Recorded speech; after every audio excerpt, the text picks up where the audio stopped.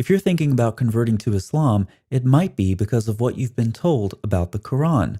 The Quran is the center of Muslim faith, as well as the center of some very compelling lies that Muslim authorities have spread quite successfully in recent decades. So the Caliph Uthman standardized the copies of the Quran, and therefore from his time up until our time there has never been two copies of the Quran that are different even in one letter or one word. Since Uthman's time in the mid-7th century, no two Qurans have differed from each other by as much as even a letter. Now, first of all, that's a rather difficult claim to prove since we don't have any Qurans from Uthman's time to compare to. Muslim scholars have called this one of the greatest weaknesses of the Islamic world, and in the existing manuscripts of the Quran we do have, we see numerous textual variations, as well as erasures, tapings, and other forms of correction. So if we don't have any complete Qurans from Uthman's time, and if we observe variants and corrections in the manuscripts we do have, just like any other manuscripts preserved by hand copying, why do we hear claims like this? From his time up until our time, there has never been two copies of the Quran that are different even in one letter or one word. The idea is to convince you that the Quran has been perfectly preserved to the letter. This could only be accomplished by God. Therefore, the Quran's very own preservation is proof that it's a divine book. The only problem is that claim is a lie. Unfortunately, it's been a very popular lie in the Muslim world. Let's look at another lie. This is the origin of the different recitations of the Quran. It all goes back to the Prophet ﷺ asking Jibreel allowance from Allah to recite the Quran in different ways. That's the claim. The Quran is a recitation, and there are various equal recitations, and they all go back to Muhammad from Allah. But when we look at the Muslim sources, we see something very strange. Muhammad tells his followers to learn the Quran from several people, including Abdullah ibn Masud and Ubay ibn Ka'b. Keep in mind, what Muslims claim today is that what they recite goes right back to the time of Muhammad and the companions. However, Muslim sources actually record people like Ibn Shanabuth, who was tried, flogged, and forced to recant his readings, which are precisely some of the same ones Muhammad said to use. But there's more than just this one single case. We also find that the text of the Quran around the 10th century AD could no longer sustain the readings of the much earlier companions, so they had to be discarded. Consequently, Al-Tabari reasoned, we are forced to reject the readings which disagree with the razam, the consonantal skeleton, of our current codices, even if the sound historical accounts unequivocally establish that the companions used to read them differently. Obviously, claims about preserving the early recitations of the Quran from the time of Muhammad and his companions are a later development. Another later development is the concept of canonical divine readings, meaning entire readings of the Quran that are all equally valid and of divine origin from Allah through Muhammad. In reality, dozens upon dozens of different readings of the Quran were circulating in the centuries after Muhammad. About 300 years after Muhammad's death, Ibn Mujahid limited these readings. Each reading was named after the reader himself. There were 7 eponymous readers. In spite of these controls, variant Quranic readings began multiplying through their students.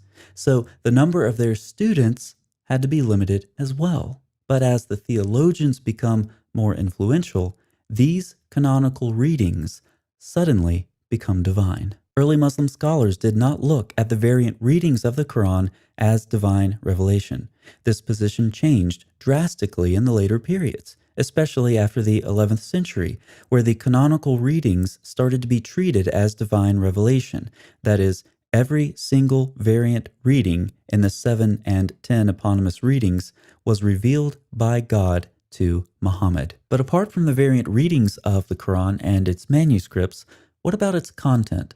Something very strange is that the Quran knows of several books, but speaks primarily of the Torah and Gospel, which it says it confirms. However, when we look at the Quran's use of these books, it appears that the author of the Quran did not know the difference between them and the later traditions that grew out of them. For example, in the well-known story of Noah's flood, the Quran mixes in a detail from much later Jewish tradition about the boiling floodwaters. Or when the Quran is describing the story of the golden calf, it mixes in an ancient legend about harnessing the power of something with the dust of its footprint. In the Quran's account of Solomon and the Queen of Sheba, it adds details that come from a water test applied to Jewish mystics who reached the heavenly palace.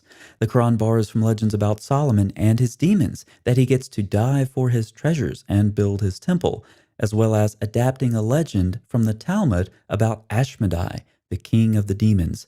The Quran also contains numerous repetitions of other legends, like the angels being told to bow down before Adam. This is all very strange for a book that claims to affirm the Torah and not all of the later literature that was developed from it.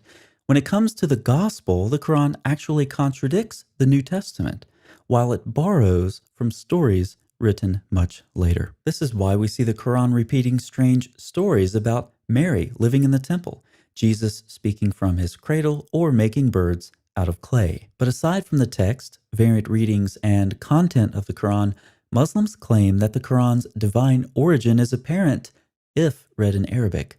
However, computer analysis has shown that the same basic compositional structure that we find in oral performances like Homer's Iliad and Odyssey are at work in the Quran as well. Only about a minimum of 20% oral formulaic density is required to prove a text originated according to these oral compositional devices. This analysis can be conducted with a variety of root sequences of differing lengths, which will of course give different densities. Looking at a simple example of a 3-base sequence, the Quran comes in at an astounding 39% average oral formulaic density for the Meccan surahs and 55% for the Medinan surahs. If we push the analysis a bit further, looking for 3-base sequences that occur 5 times, the entire Quran averages an impressive 21.86%. This means that the Quran is structured like we would expect for something originating in an oral culture. It's also the best explanation for the Quran's repetition and frequent mixing and matching of its sources.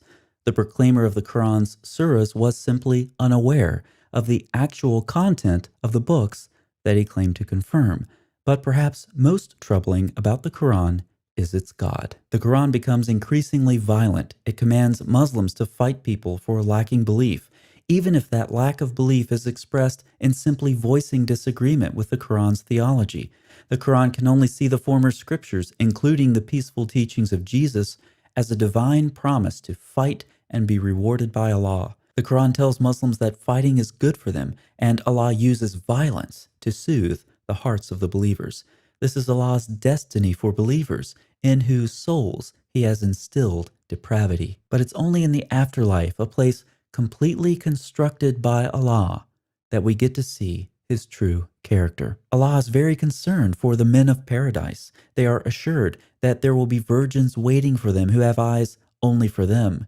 The women will be physically appealing with large breasts. These women will be confined in their tents, waiting for the men to come visit them. In fact, in a lengthy description of paradise in Surah 55, Allah lays out His eternal plan for Muslim men in increasing detail. The women's beauty and virginity is stressed, as is their ready availability for the men. One can imagine the original male audience of this surah being delighted in hearing these words, while the women wonder why their function in paradise is to serve the fantasies of lustful men.